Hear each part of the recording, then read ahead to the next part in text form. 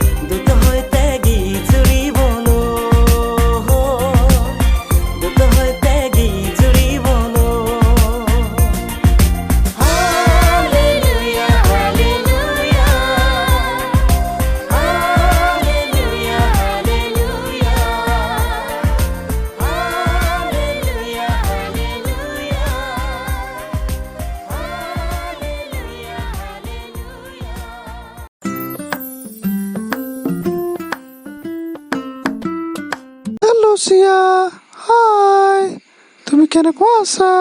মই ভালে আছো, ধন্যবাদ। আৰু তুমি কেনেকুৱা আছা? ময়ো ভালে আছো, ধন্যবাদ। মই মোৰ দেউতাৰ লগত মূৰ্তিৰ দোকানলৈ গৈছিলো। সঁচানে? হয় হয়। তুমি তাত কি চালা? মই তাত বহুত ধৰণৰ মূৰ্তি চালো। হয় হয়। মই বহুত ভয় খালো আৰু তাৰ পৰা পলাই গলো আৰু ইয়াত আহি সুধিবলৈ মূৰ্তিৰ বিষয়ে। তোমালোকে কিবা মূৰ্তিৰ বিষয়ে জানানে? হয় হয়, মই মূৰ্তিৰ বিষয়ত জানো আৰু মই বহুত ভাল ভাল সাধু ক'ব জানো। বাইবেলত উল্লেখ থকা ৰাহুল মূৰ্তিৰ বিষয়ে জানো। হয় নেকি? হয় হয়। ঠিক আছে, মই সাধু শুনিব বিচাৰিছো। ঠিক আছে, মই কৈছো। এজন ব্যক্তি আছিল, তেওঁ আৰু তেওঁৰ পৰিয়াল চদোম আৰু গমোৰা ঠাই নগৰত বসবাস কৰিছিল। গমোৰা, তেওঁৰ নাম লোত আৰু তেওঁৰ পত্নী আৰু তেওঁৰ লগত দুজন সন্তান আছিল। তাৰ মানে চব পৰিয়ালেই আছিল। হয় হয়, তেওঁৰ সকলো পৰিয়ালেই আছিল। এদিনাখন সন্ধ্যা সময়ত স্বৰ্গদূতে আহি তেওঁলোকক জনালে যে তোমালোকে বসবাস কৰা নগৰখনক ঈশ্বৰে নষ্ট কৰিবলৈ সিদ্ধান্ত লৈছে, য'ত তোমালোকে বসবাস কৰি আছা। স্বৰ্গদূতে আহি ক'লে, হয় হয়, স্বৰ্গদূতে আহি ক'লে, কিয়নো সেই নগৰৰ মানুহবিলাকে বহুত বেয়া বেয়া কাম কৰিছিল। বেয়া বেয়া কাম। কিয়নো ঈশ্বৰে লোট আৰু তেওঁৰ পৰিয়ালক নষ্ট কৰিব বিচৰা নাছিল। তাৰ মানে ঈশ্বৰে তেওঁবিলাকক বহুত প্ৰেম কৰিছিল। হয় হয়, ঈশ্বৰে তেওঁবিলাকক বহুত প্ৰেম কৰিছিল। তেতিয়াই স্বৰ্গদূতে আহি ক'লে, ইয়াৰ পৰা পলাই যোৱা, জীৱন। মই পলাই যাম। আৰে তুমি পলাব নালাগে, এইটো এটা সাধুহে। ঠিক আছে। তাৰ পাছত কি? যেতিয়া দ্বিতীয় দিন আহিব, তেতিয়া এই চহৰখন অগ্নিৰে ধ্বংস হৈ যাব। কিন্তু যেতিয়া তোমালোকে ইয়াৰ পৰা পলাবা, পিছলৈ ঘূৰি নাচাবা। তাৰ মানে আমাক পিছলৈ কেতিয়াও ঘূৰি চাব নালাগে। হয় হয়, আমাক কেতিয়াও পিছলৈ চাব নালাগে। তেতিয়া তেওঁলোকে সিদ্ধান্ত কৰিলে ওচৰে পাজৰে থকা পাহাৰবিলাকলৈ পলাই যাবৰ কাৰণে, তেওঁবিলাকে নিজৰ জীৱনৰ ৰক্ষা কৰিবৰ কাৰণে। কিন্তু ঈশ্বৰে এইকাৰণে কৈছিল যে তেওঁলোকে জীৱনৰ পৰা ৰক্ষা পাবৰ কাৰণে। মই নিশ্চিত যে তেওঁলোকে অন্তিম সময়ত তেওঁলোকৰ ঘৰলৈ চাব বিচাৰিছিল। হয় নেকি? আৰু চোৱা, এতিয়া কি হবলৈ গৈ আছে। ঈশ্বৰে কৈছিল তোমালোকে পিছলৈ ঘূৰি নাচাবা। ঈশ্বৰে কৈছিল যে তোমালোকে পিছলৈ নাচাবা। তেওঁলোকে ঈশ্বৰত ভৰসা কৰিব লাগিছিল। তেওঁলোকে নিজৰ ভাৱনাটো পূৰ কৰিব নহয়, কিন্তু ঈশ্বৰে কোৱা কথাবিলাক পালন কৰিব লাগিছিল। যদি তেওঁলোকে ঈশ্বৰৰ কথা আৰু তেওঁৰ আজ্ঞা পালন কৰাহেঁতেন, তেওঁ পিছলৈ ঘূৰি নাচালে হয়। আৰু যদি তেওঁলোকে ঈশ্বৰৰ বাক্য, ঈশ্বৰৰ কথা মানিলে হয়, তেওঁলোকে কেতিয়াও পিছফালে নাচাই আগলৈ চালে হয়। ঈশ্বৰে কৈছিল যেতিয়া তোমালোকে দৌৰিবা, পিছলৈ নাচাবা বুলি কৈছিল। ঈশ্বৰে কৈছিল পিছলৈ নাচাবা। কিন্তু তেওঁৰ পত্নীয়ে পিছলৈ ঘূৰি চালে। তাৰ পাছত কিবা অসম্ভৱ হৈ গ'ল। কি হ'ল? বাইবেলে কয় যেতিয়া তাই ঘূৰি চালে তেতিয়া নমকৰ স্তম্ভ হৈ গ'ল। নিমকৰ স্তম্ভ? হয় হয়, নিমকৰ স্তম্ভ। এটা মূৰ্তি নিমকৰ স্তম্ভ হৈ গ'ল। আমি আমাৰ পিতৃ মাতৃৰ আজ্ঞা মনাটো ঈশ্বৰৰ আজ্ঞা পালন কৰা যেন হয়। কেতিয়াবা আমি ভাল নাপাওঁ যেতিয়া তেওঁলোকে কিবা কৰিব ক'লে, হয় হয়, মইনো ভাল নাপাওঁ মা বাপ কিবা ক'লে, কিন্তু তোমালোকে আমাৰ ভালৰ অৰ্থেহে কয়, আমাৰ ভালৰ কাৰণেহে। সেয়ে আমাৰ পিতৃ মাতৃৰ আৰু ঈশ্বৰৰ আজ্ঞা পালন কৰিব লাগে। এইদৰে আমাক ভালটো বাছনি কৰিব লাগে। হয় হয়।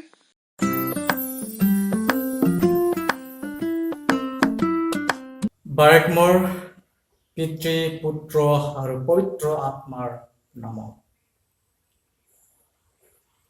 আজিৰ এই তৃতীয় দিনত শিশু উৎসৱলৈ সকলোলৈ স্বাগতম জনাইছোঁ। আজিৰ পাঠ হৈছে লোণৰ স্তম্ভ। আৰু দিনটোৰ বিষয়বস্তু হৈছে নিৰ্ভৰ নকৰা। তুমি নিজৰ বিবেচনাত নিৰ্ভৰ নকৰিবা। বাইবেল পাঠ আদি পুস্তক 19 অধ্যায় 12 পদৰ পৰা 26 পদলৈ। আহচোন পৰিচয় হিচাপে আজি এই পাঠটি কি ক'ব বিচাৰিছে। তুমি মূৰ্তি দেখিছানে? মই নিশ্চিত তুমি মূৰ্তি দেখিছা। তুমি কেইটামান মূৰ্তিৰ নামবিলাক লিখা। গান্ধীজীৱী কিছুমান মূৰ্তি যোদ্ধাৰ, যীশুৰ মূৰ্তি বা মা মৰিয়মৰ মূৰ্তি, ৰজা ৰাণীৰ মূৰ্তি ইত্যাদি। কিয় মূৰ্তি বনোৱা হয়? এইবিলাক আমাক অতি মহান পুৰুষ মহিলাক মনত পেলাই দিয়ে, যিবিলাকে মহান কাৰ্য কৰি এৰি থৈ গৈছে। আনহাতে ক'লে তেওঁবিলাকক বনোৱা হৈছে যাতে তেওঁবিলাকৰ জীৱনক আৰু শিক্ষা দিয়া পাঠক আমি পাহৰি নাযাওঁ। সেইদৰে আজি আমি মূৰ্তি স্তম্ভৰ বিষয়ে শিকিবলৈ গৈ আছো। কিন্তু লোণৰ স্তম্ভ, কিহৰ স্তম্ভ? লোণৰ স্তম্ভ। আচৰিত নহয়নে? কিন্তু কাহিনীটো বৰ আমোদজনক। আহচোন কাহিনীটো কি ক'বলৈ বিচাৰিছে আমাক শিকো হওক। এটা সময়ত এজন মানুহ আছিল। তেওঁৰ পৰিয়াল ছদোম আৰু গমোৰা নামৰ নগৰত বাস কৰিছিল। মানুহজনৰ নাম হৈছে লুত আৰু তেওঁ তাত তেওঁৰ পত্নী আৰু দুজনী জীয়েকৰ সৈতে বাস কৰিছিল। এদিনাখনৰ কথা, ঈশ্বৰৰ দূত তেওঁৰ ঘৰলৈ আহি ক'লে যে যিখন নগৰত তুমি বাস কৰা সেই নগৰখনক ঈশ্বৰে ধ্বংস কৰিবলৈ সিদ্ধান্ত লৈছে। কাৰণ এই নগৰৰ মানুহবিলাকে সঁচাকৈ বেয়া কাৰ্যত লিপ্ত হৈ আছে। কিন্তু সেই সময়ত লুত ঈশ্বৰক বিশ্বাস আৰু বাধ্যতা আছিল। ঈশ্বৰে লুতক আৰু তেওঁৰ পৰিয়ালক ধ্বংস কৰিবলৈ বিচৰা নাছিল। সেইকাৰণে দূতজনে তেওঁবিলাকক যিমান সোনকালে পাৰে দৌৰা বুলি কৈছিল। যদি অহাকালি ৰাতিপুৱা হয় নগৰখন সম্পূৰ্ণকৈ জুইত ধ্বংস হৈ যাব। কিন্তু যেতিয়া তুমি দৌৰিবা, তেওঁবিলাকে দৌৰিলে কিন্তু পিছলৈ ঘূৰি চাবলৈ মানা কৰিছিলে।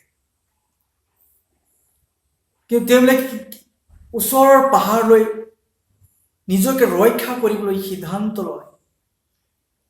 মই নিশ্চিত যে লুত আৰু তেওঁ গোটেই পৰিয়াল নিজৰ ঘৰ বাৰী এৰি দৌৰিবলৈ বৰ দুখ পাইছিল। কিন্তু ঈশ্বৰে এইটো কৈছিল যে তেওঁবিলাকে নমৰিব। মই নিশ্চিত যে লুতে আৰু তেওঁৰ পৰিয়ালে এবাৰ নিজৰ ঘৰখনক শেষবাৰৰ বাবে চাবলৈ বিচাৰিছিল আৰু নিশ্চিত কৰিব খুজিছিল যে কি হ'ব। কিন্তু ঈশ্বৰে কি কৈছিল? পিছলৈ ঘূৰি নাচাবা। তেওঁবিলাকে ঈশ্বৰক ভৰসা কৰাটোহে নিশ্চিত হৈছিল। অন্য কথাত তেওঁবিলাকে তেওঁবিলাকৰ ভবাৰ পালন কৰাৰ পৰিৱৰ্তে ঈশ্বৰে যি কয় তাক শুনি পালন কৰিবলৈ বাছি লোৱাটো আৱশ্যক আছিল। যদি তেওঁবিলাকে পিছলৈ ঘূৰি নাচায়, দৌৰিব লাগিব, কিন্তু তেওঁবিলাকে আগতেই আৱেগত মন দিয়ে, তেন্তে পিছলৈ ঘূৰি চাব বা মানি লোৱা বা নিৰ্ভৰ কৰাটো তেওঁবিলাকৰ বোজাৰ ওপৰত নিৰ্ভৰ কৰিছিল। আৰু তুমি জানানে কি ঘটিল? মনত ৰাখিবা, ঈশ্বৰে তেওঁবিলাকক দৌৰোতে পিছফালে ঘূৰি চাবলৈ মানা কৰিছিল, কিন্তু লুতৰ পত্নী হলে পিছফালে ঘূৰি চালে। তেতিয়া অদ্ভুত কিছু ঘটিছিল। বাইবেলে কৈছে তাই পিছলৈ ঘূৰি চালে আৰু তাই লোণৰ স্তম্ভ হৈ পৰিল। হয়, এটা মূৰ্তি, কিন্তু নিমখৰে বনোৱা। আহাচোন আজি প্ৰয়োগ কৰিব লগা কথাবিলাকনো কি? আমাৰ কাৰণে ঈশ্বৰৰ বাক্য পালন কৰাতকৈ পিতৃ মাতৃৰ আজ্ঞা পালন নকৰাটো বেছি বেয়া। কেতিয়াবা তেওঁলোকে আমাক কিবা কৰিবলৈ কয়, যদিও আমি ভাল নাপাওঁ, কিন্তু তেওঁলোকে এইটো আমাৰ ভালৰ বাবে কৰে। তোমাৰ মনত পৰিছেনে একে সময়তে যেতিয়া তোমাৰ পিতৃ মাতৃ কোৱাৰ দৰে তুমি বাধ্য হৈছিলা, যদিও এইটো কৰিবলৈ ইচ্ছা কৰা নাছিলা? তোমাৰ মনত পৰিছেনে এবাৰ তুমি যেতিয়া তোমাৰ পিতৃ মাতৃ কোৱাৰ দৰে বাধ্য হোৱা নাছিলা, পিছত তোমাৰ অবাধ্যতাৰ বাবে ক্ষমা বিচাৰিলা? ভাবি লোৱা যে নিজৰ পিতৃ মাতৃয়ে তোমাক কয় বিপদগামী কুকুৰক পুহিবা বা পাথৰ নামাৰিবা।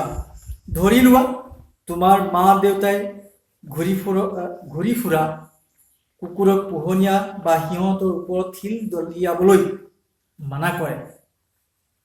কিজানি সিহঁতৰ মাজত বেমাৰী কুকুৰ আৰু কিজানি সিহঁতক তোমাক কামোৰে, হয়তো ৰোগক্ৰান্ত হোৱা। দ্বিতীয়তে, তুমি নিজ স্কুলৰ পৰা উভতি যোৱা সময়ত মূল্যহীন কুকুৰ এটাক চাই তুমি কুকুৰটোৰ লগত খেলিবলৈ বা পুহিবলৈ ইচ্ছা কৰা, কিন্তু সেই সময়তে তোমাৰ মা দেউতাক কোৱা কথাষাৰ মনত পেলোৱা। আৰু এতিয়া তুমি এটা বাছনি কৰিব লাগিব যে তুমি কি কৰিবা।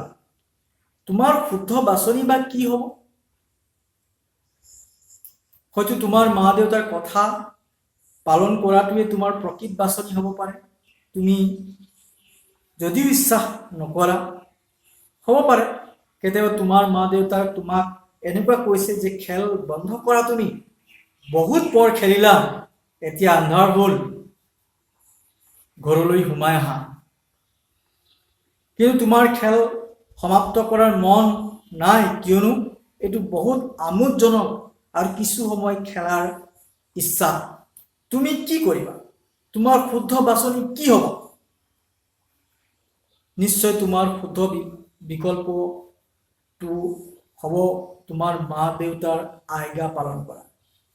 যদি তুমি তেওঁবিলাকৰ কথাত সন্মত নহয় বা পচন্দ নকৰা, এই দুয়োটা পৰিস্থিতিত তোমাৰ মনত অনুভূতিয়ে কয় যে কুকুৰটোক পোহনীয়া কৰা আৰু খেলা অভ্যাসত ৰাখা।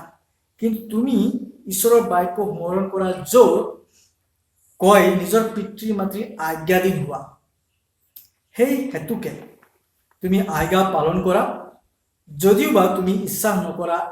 এইদৰে তুমি প্ৰকৃত বাছনি কৰা। এনেকৈ যেতিয়া আমি মহাপুৰুষ আৰু মহিলাসকলৰ স্তম্ভ দেখো, তেওঁবিলাকে যি কৰিছিল তাক মনত পেলাওঁ, তেতিয়া আমি সেই লোণৰ মূৰ্তিৰ বা স্তম্ভৰ বিষয়ে ভাবোঁ। সেই পাপটোক মনত পেলোৱা উচিত যে ঈশ্বৰৰ বাক্য কোৱাৰ দৰে আমি বিশ্বাস কৰা উচিত আৰু আমাৰ অনুভূতি বা বুজি পোৱা ওপৰত নিৰ্ভৰ কৰা উচিত। এনেকৈ আমাৰ শুদ্ধ বাছনি কৰা হয়। ৰূপান্তৰকাৰীয়ে শুদ্ধ বাছনি কৰে তেওঁবিলাকৰ অনুভূতিৰ ওপৰত নিৰ্ভৰ নকৰি কিন্তু ঈশ্বৰৰ বাক্য শুনি বাধ্য হোৱাটো উচিত। আহাচোন আজি এই পাঠটোৰ পৰা আমি কি শিকিলো তাৰ ওপৰত ভিত্তি কৰি কিছুমান প্ৰশ্ন আমাৰ ওচৰত আছে, ইয়াক শুনোহক। ঈশ্বৰে লুতৰ পৰিয়ালক কি কৰিবলৈ কৈছিল? দ্বিতীয়, ঈশ্বৰে তেওঁবিলাকক কিয় পলাবলৈ কৈছিল? তৃতীয় প্ৰশ্ন, ঈশ্বৰে পলোৱা সময়ত কি নকৰিবলৈ তেওঁলোকক কৈছিল? চতুৰ্থ, লুতৰ পত্নীয়ে কি কৰিছিল? পঞ্চম, তাইৰ কি হৈছিল? ষষ্ঠ, তুমি কেনেকৈ পৰিৱৰ্তন হ'বা? আজিৰ এই পাঠটোৰ যোগেদি আমাক সকলোৱে ঈশ্বৰে আশীৰ্বাদ কৰক।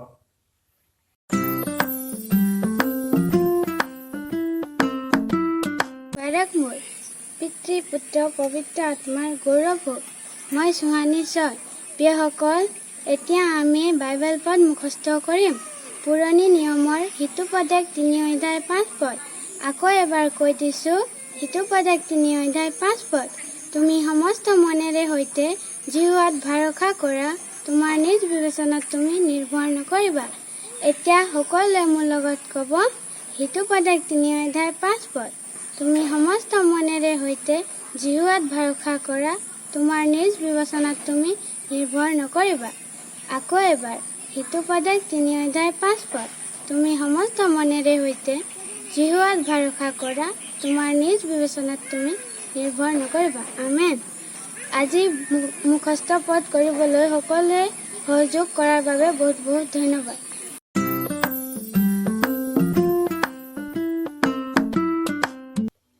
বাৰেকে মোৰ পিতৃপুত্ৰ পবিত্ৰ আত্মাৰ গৌৰৱ হওক।